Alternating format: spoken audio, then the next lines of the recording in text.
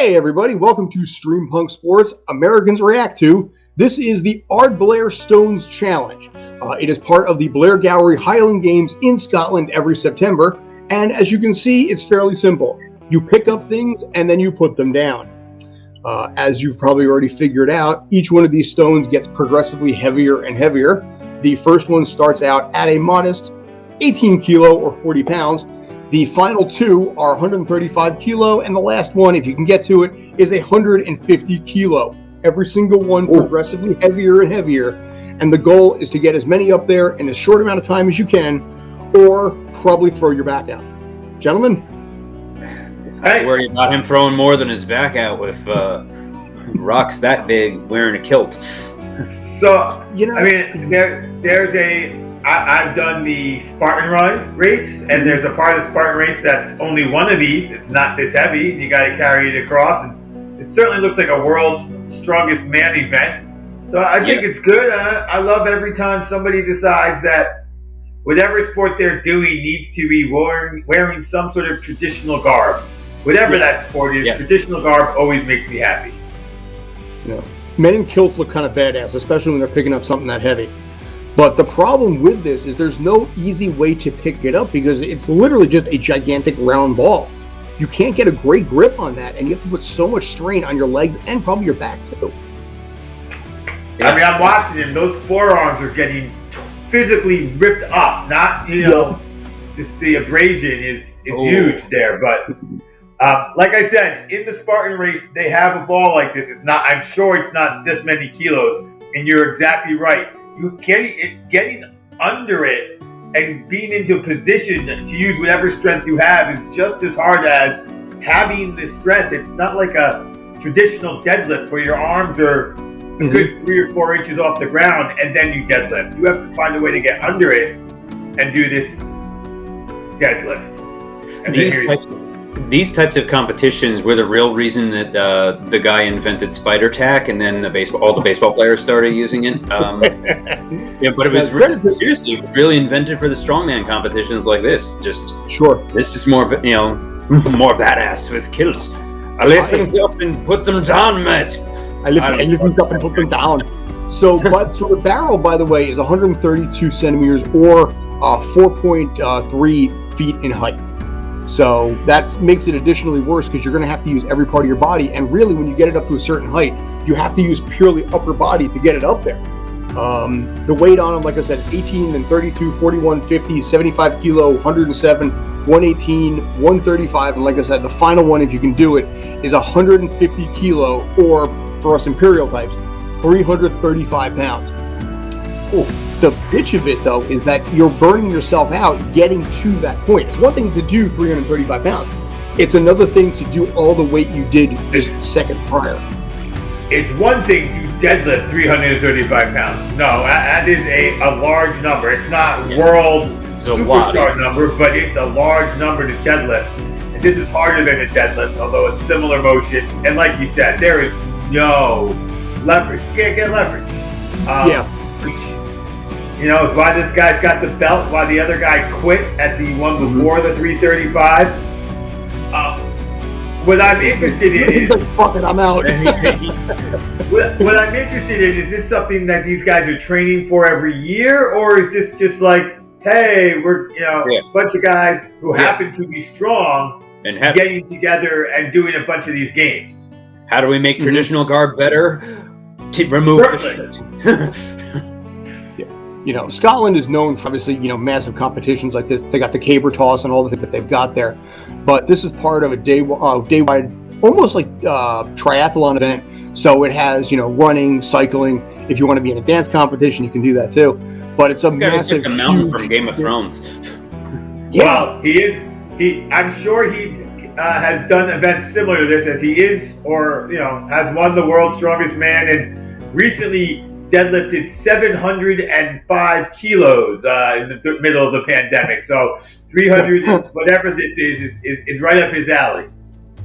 So you know this guy, Andrew then. So, yeah, I mean, look at how red his back is right there. Jeez. From the pure strain of this. And there's your winner. Yeah. Oh yeah. Celebrate Now, this. and now he's going to crack open one of those whiskey casks and down the whole thing. All right, gentlemen. So that was the Ardblair Stones challenge. First question: do you think you can do some of those? Not a chance. I'd probably some of them anyway. I'd tap out after the first ball for sure. 40 pounds. I need to hit the gym more, and going from that to lifting up to 300 pounds. Yep. Nope. 335. Yeah, 152 kilo is the final one if you can get to it. You know. Yeah. But I know for a fact I cannot deadlift 335 pounds at this point in my life. I think I could make a dent.